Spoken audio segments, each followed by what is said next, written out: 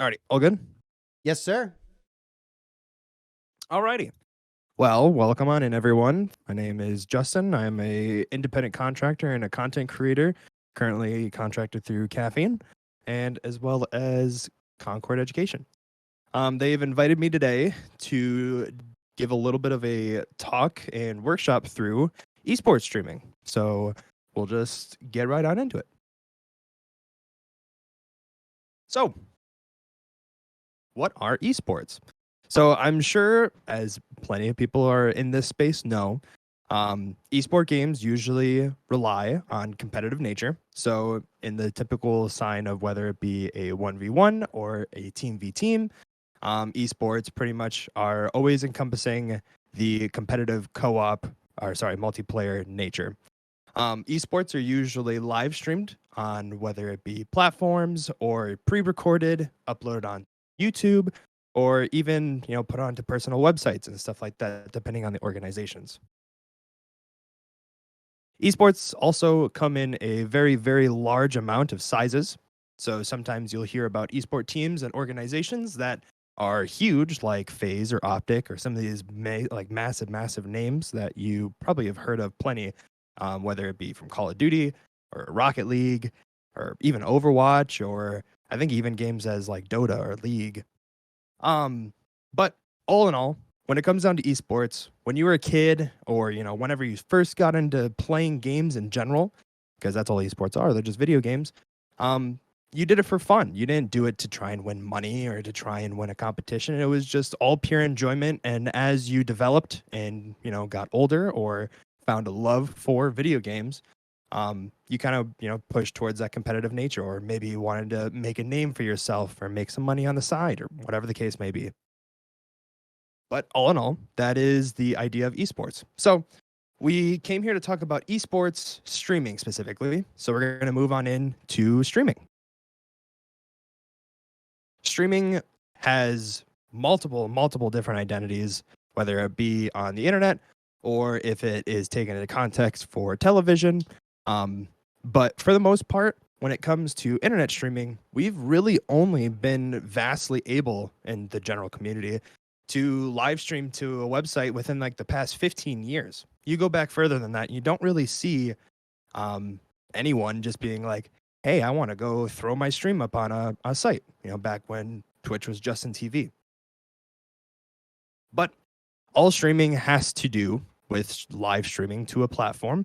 And that could be done via streaming to Twitch, or back when Mixer was a platform, YouTube even. And I believe there's even sites like LinkedIn that also have the ability to live stream to their sites as well. Usually live streaming always has to do with communicating with your chat and chat communicating back to you, or even you communicating to an audience, at a concert style event or something of the nature.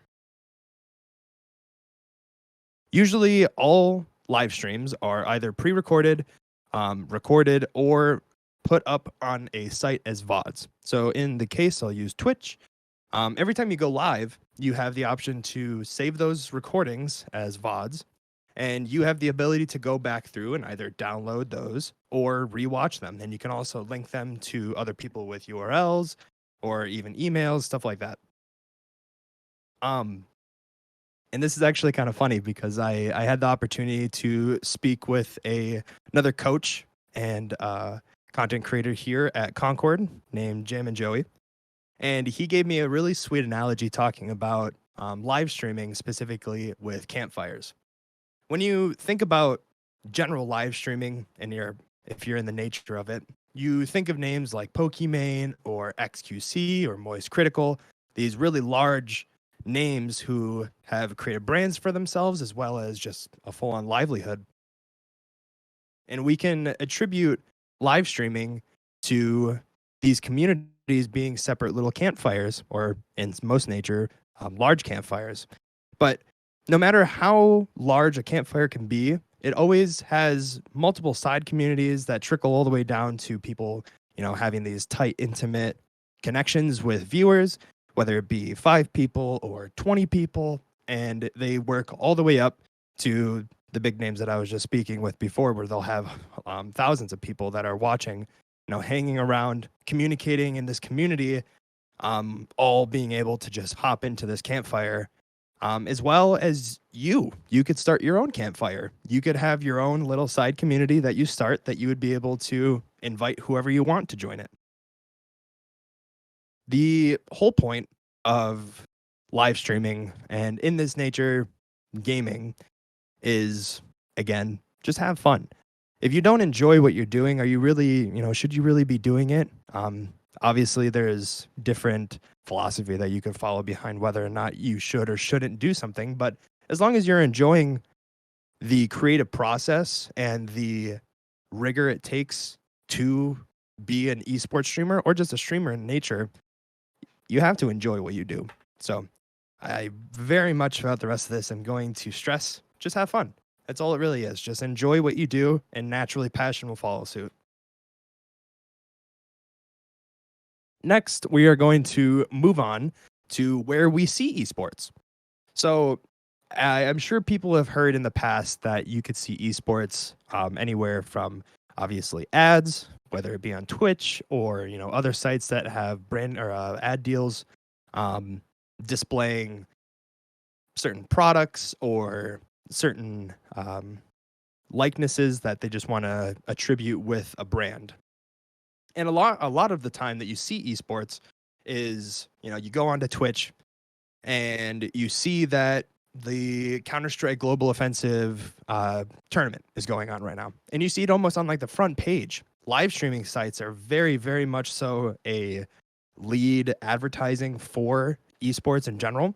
But additionally, this trickles down to companies like Intel or HP and any other huge tech industry style companies having essentially the ability to shoot out advertising with these games. And that is a really large way that esports are seen is you hop onto the front page of a site and you see, oh, hey, this tournament's going on or this championship's happening. And usually the best way to find those is on a streaming site. You can also get the chance to see esports when it comes to live television. ESPN did get the opportunity and created pretty much an entirely virtualized esport ESPN channel just for television. I don't know if it's still going on to this point, but I do know for a fact that it was created for a while. And it's quite interesting to think that something so vast away from baseball, basketball, football, all these what are notarized as large main sports can also be in the same contender as, a League of Legends championship or a Rocket League championship. And obviously the community build around it is huge. I mean, everyone enjoys, as long as you enjoy watching and playing the specific game, you're going to watch and enjoy the championship and wherever that may be, whether it be on Twitch or YouTube or even on its own contending site. They always try and shotgun these ads out to you. Something I wanted to touch on a little bit is in the future, probably not necessarily strong, but in the future, we do also have the ability to see live sport, esport events being pay-per-view in the same sense that you would think of, like a boxing match or a UFC fight between two people.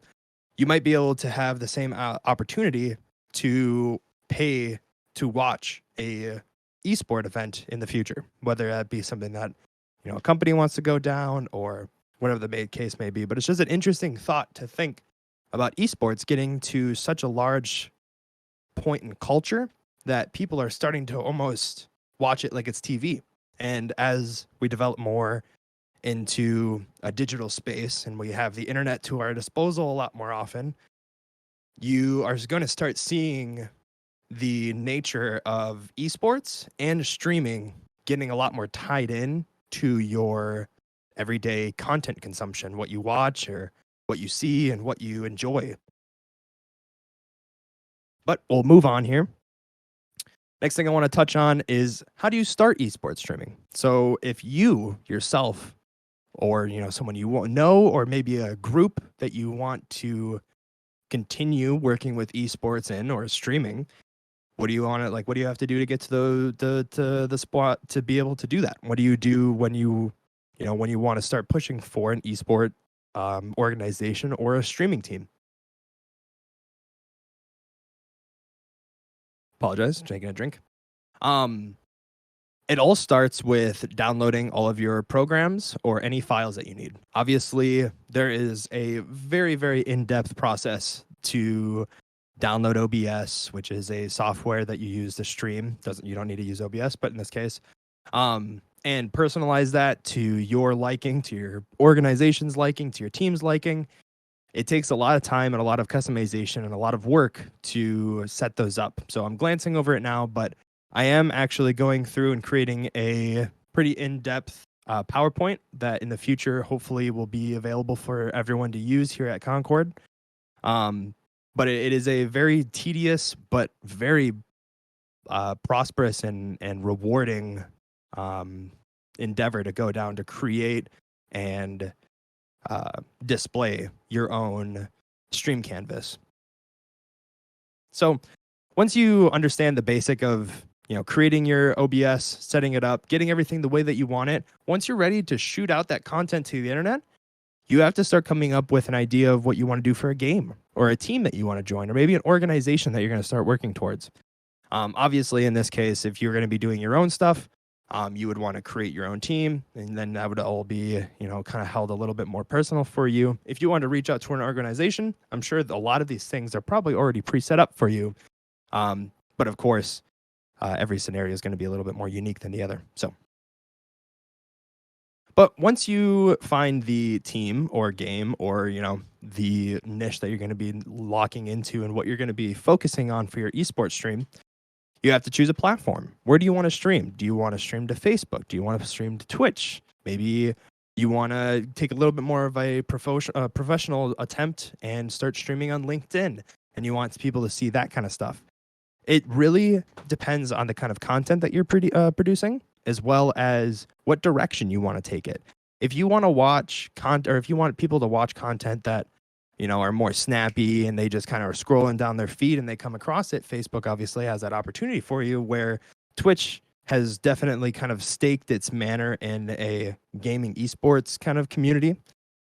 Twitch obviously is everything as well, but in this case, Twitch is pretty much the most unanimously used site for esports streaming or just game content in general. YouTube's also a really great place if you want to upload either pre-recorded or past streams that you weren't able to put up to YouTube. Let's say you stream on Twitch and you want to pop that over to YouTube. Obviously, you have that opportunity there, and there's plenty of tools on Twitch's side to help you create that and make that a lot easier of a transition. But once you have your platform, you have to find the competing team that you are going to be going against. Obviously, in the case of, we'll use Counter-Strike. Counter-Strike has a lot of different organizations that allow for teams to link up, and that process is a little bit more personalized per game. Not every game has a really easy process to get into a competitive esports style of competing. But in the case that you do look into it, simple searches, finding connections, meeting the right people, and making these personalized friendships and whatnot with people in the community will definitely make it a lot easier for you to get a foot in the door and start getting a little bit more of a profound a sense of connection with everyone else in the community. There's a lot of people that can help you out getting into esports streaming, especially when it comes to organizations and stuff like that. Meeting people is key. So it definitely is important that you stay connected with the community, keep up with stuff that's happening, try and make connections, send out emails, maybe reach out to some players. Connections key.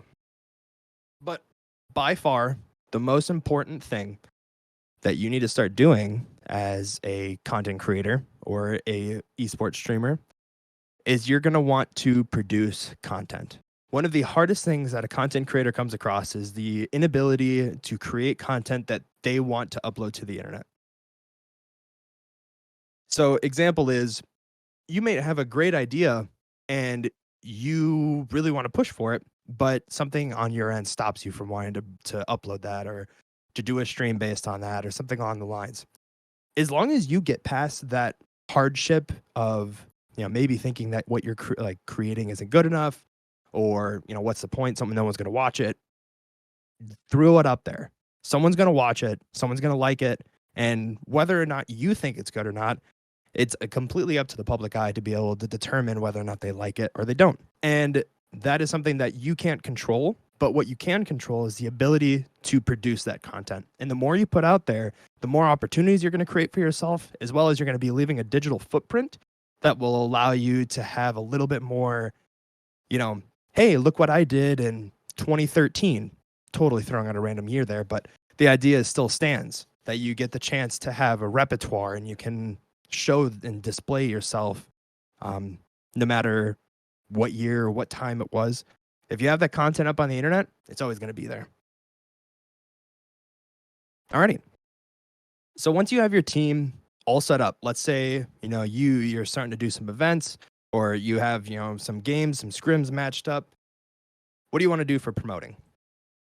One of the biggest things that professional esport teams, whether it be any game really, sponsorships are pretty much the go-to way that people in this industry make money. Whether it be getting in with sponsorships with small time deals, anything from, just simple, money in pocket, and you just are representing a brand name, or maybe it goes all the way up to, doing a full-on commercial for Nike or something along the lines of that. Sponsorships are going to definitely be the most pocket way to make your team known and also profit. Additionally, naturally, just playing in tournaments, just showing up to events, if you end up being one of the best teams at a tournament event, you're going to be the most talked about team when related to that tournament.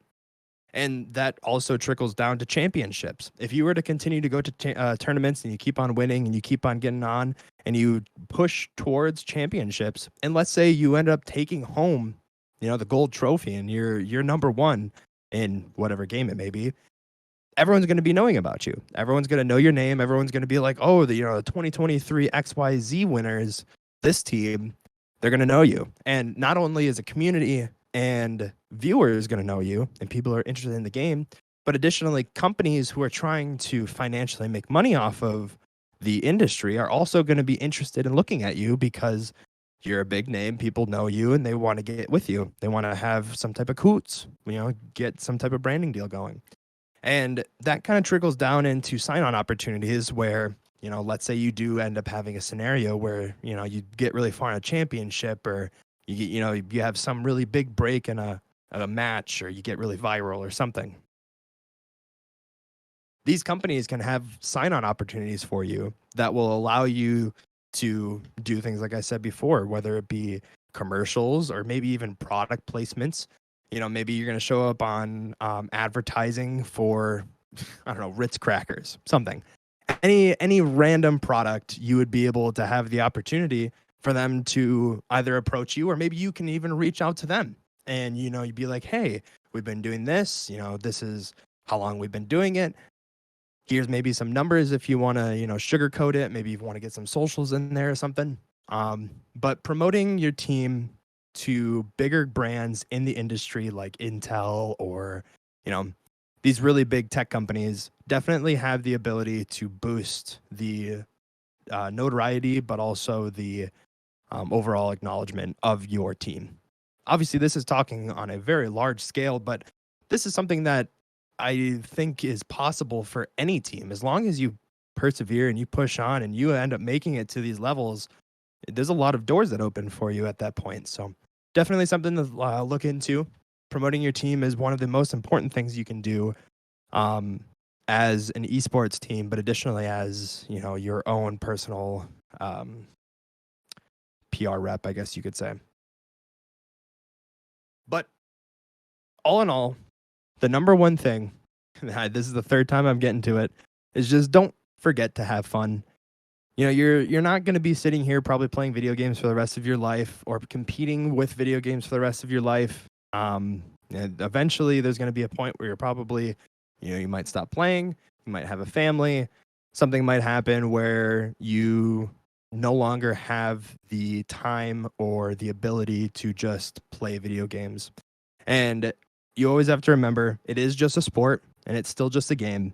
And as long as you're having fun all the way through and you're making money, if that is your goal, if you're making money the way through and you're happy with it, there's really nothing more you can look for. As long as you're doing what you love, you're happy while you're doing it. And if it's financially stabilizing you, I mean, you really can't ask for much more than that.